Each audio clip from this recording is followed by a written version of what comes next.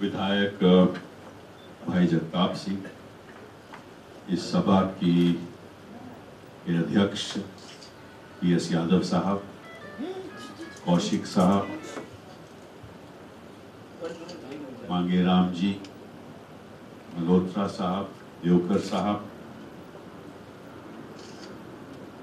Executive director Piyush Agarwal साहब, CGM Kulkarni साहब, यहाँ उपस्थित MTNL के परिवारजन, भाइयों और बहनों, सबसे पहले तो आज शिवरात्रि है, तो महाशिवरात्रि की आपको शुभकामनाएं।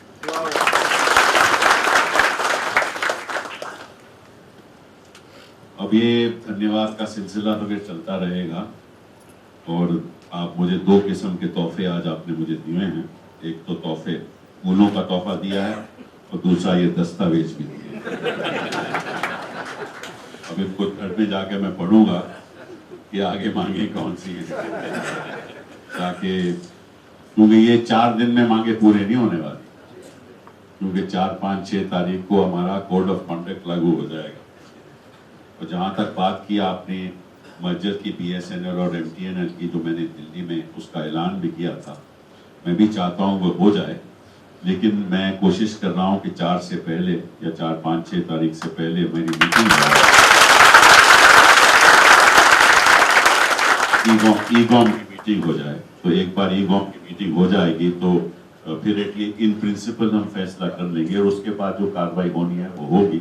अगली सरकार भी कर सकती है, लेकिन हम चाहते हैं कि इन प्रिंसिपल फैसला अभी हम करें। अब देखिए, ऐसा है कि हम कोई पॉलिटिशियन तो है नहीं, जगताप जी हैं, मैं हम तो अपना मतलब कि हमारा चेहरा भी ऐसे दिखा जाता है, कोई दिक्कत की बात नहीं रहती। आपको शायद दिक्कत हो, हमारे कोई दिक्कत की बात नहीं। हम प्रोफेशनल आदमी, हम किसी का ब्रीफ ले लेते हैं, किसी का वकालतनामा ले लेते हैं, तो फिर हम उसकी वकालत करते रहते हैं। तो MTNL और BSNL की यूनियन का मैंने वकालतनामा ले लिया।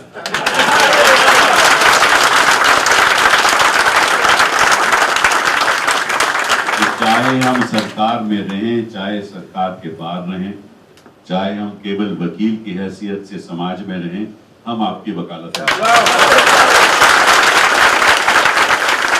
और निश्चित कभी हम आपसे फीस नहीं लेंगे, क्योंकि आप अफोर्ड ही नहीं कर सकते। उसका फायदा क्या, जो मांगने का, जो आप अफोर्ड ही नहीं कर सकते, फायदा ही नहीं है। तो आज ही पहले ही बता दूं, कोई दिक्कत के काम नहीं है। आपके जो सामाजिक बातें होंगी, जो MTNL यूनियन या BSNL यूनियन के प्रॉब्लम्स होंगी, वो बिना किसी प्रॉब्लम के हम करें। ये तो मैंने आपको बताया। तीसरी बात, आपको धन्यवाद करने की कोई जरूरत इसलिए जरूरत नहीं, क्योंकि मैंने कहा ना, तो हम तो प्रोफेशनल आदमी, हम कोई यहाँ कोई ऐसा हमारे में सोच नहीं थी जब हम राजनीति में आए कि हम कुछ यहाँ लेने देने आए हैं। हमें तो केवल इतना ही दिलचस्पी थी कि हम कुछ करके दें। और असलियत आपको बताऊं कि अगर एक चेहरे में भी हमें मुस्कुराहट दिख जाए ना, तो हमें लगता है कि हमारा सफर ठीक है।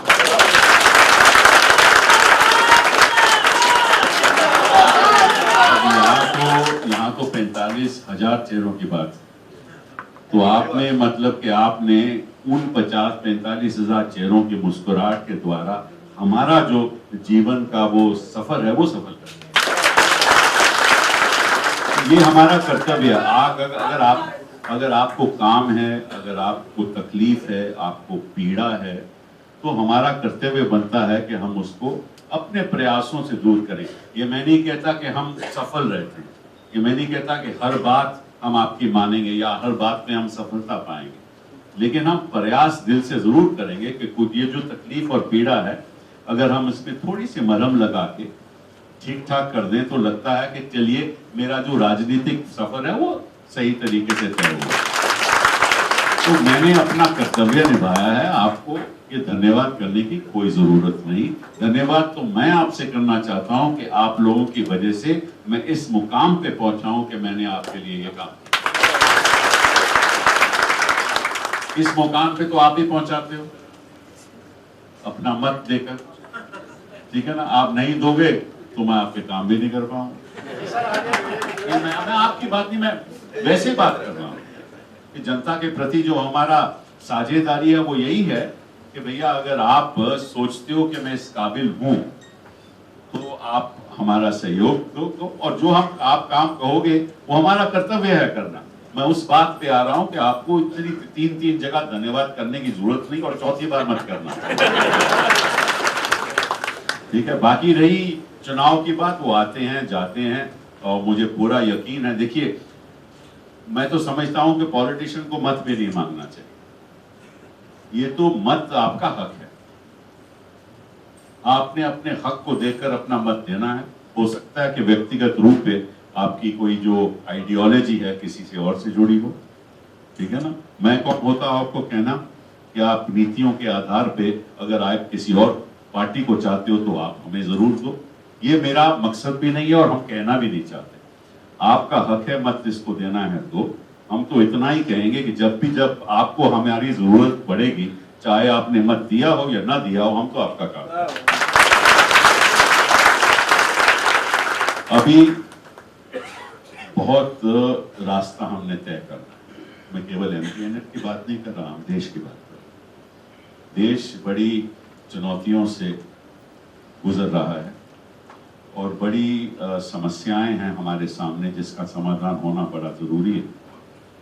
और अगर हम फैसले सड़कों पे लेंगे या भाषणबाजी से लेंगे तो हम बहुत भारी गलती करें।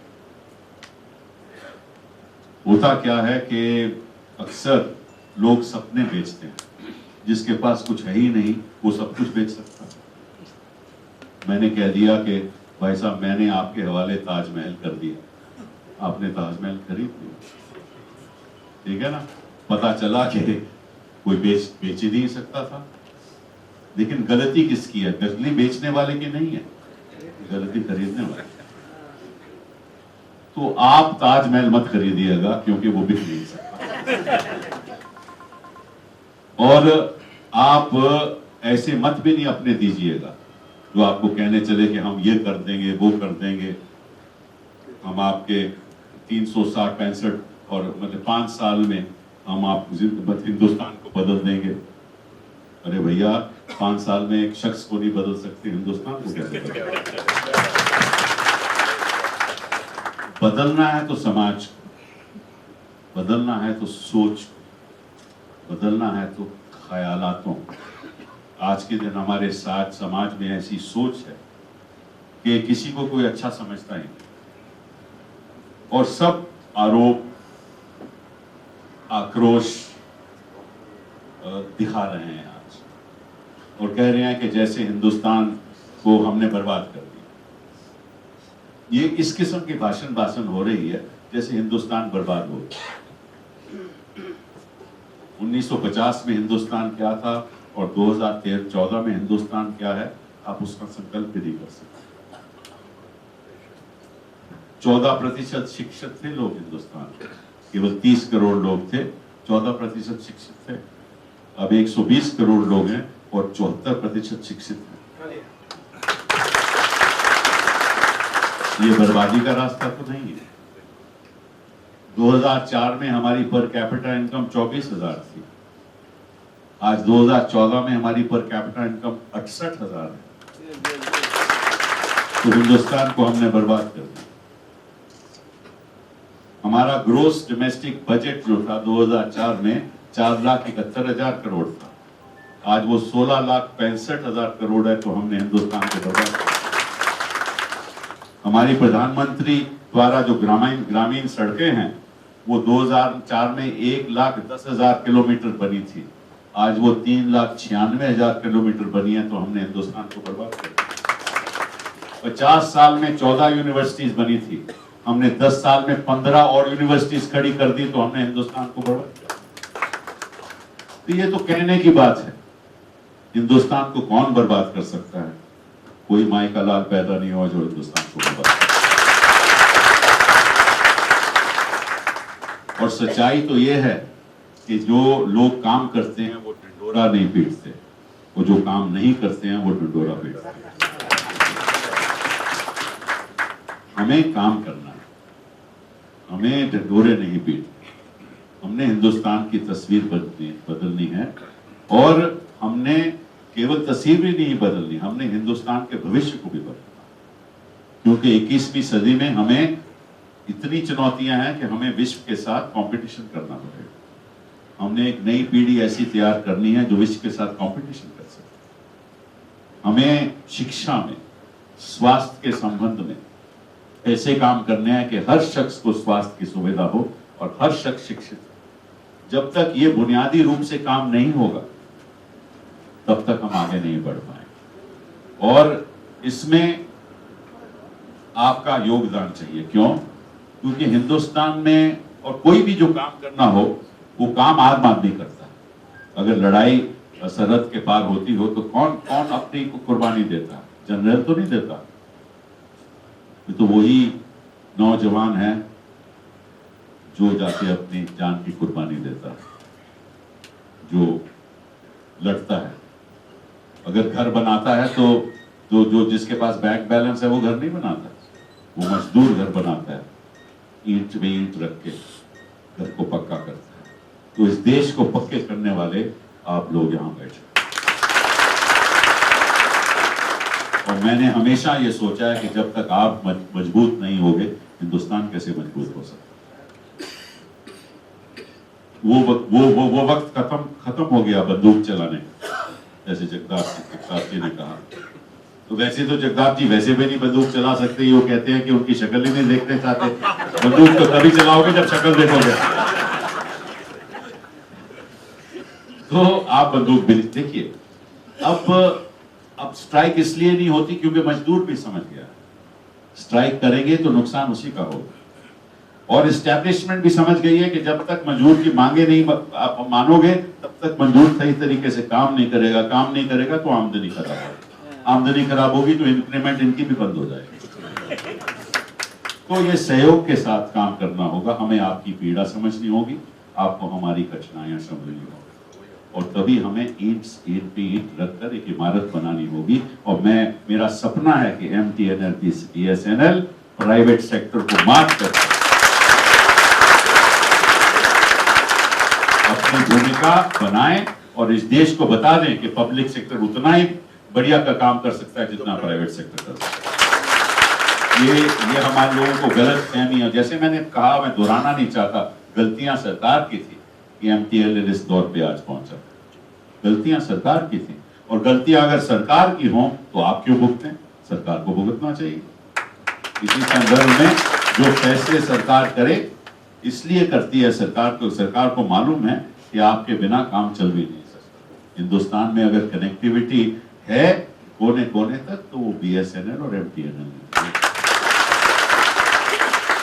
और आप लीडर बन सकते हो, मार्केट लीडर बन सकते हो। हमें आपको मजबूत करना होगा, और आने वाले दिनों में जितने भी दिन हैं बाकी, मैं तो पूरा प्रयास करूंगा कि आप और सशक्त बनो और आपके हक में निर्णय हो ताकि MTNL BSNL और मजबूत हो। तो मैं इन्हीं शब्दों के साथ आपका शुक्रगुजार हूं कि आपने मुझे यहाँ बुलाया। मैं माफी चाहता हूं कि कल मैं आपके साथ नहीं आ सका, क्योंकि मुझे मालूम नहीं था, क्योंकि मैंने और मीटिंग्स रखी थी। तो इसलिए ये कौशिक जी जो मैंने कहा कि आज मैं मुलाकात जरूर कर लूंगा, अभी मैंने तुरंत फ्लाइट लेनी है, लेकिन मुझे बड़ी खुशी है कि आप लोग यहाँ आए हो। और धन्यवाद की कोई जरूरत नहीं, मैं आपसे धन्यवाद करता हूँ कि आपने मुझे बहुत बहुत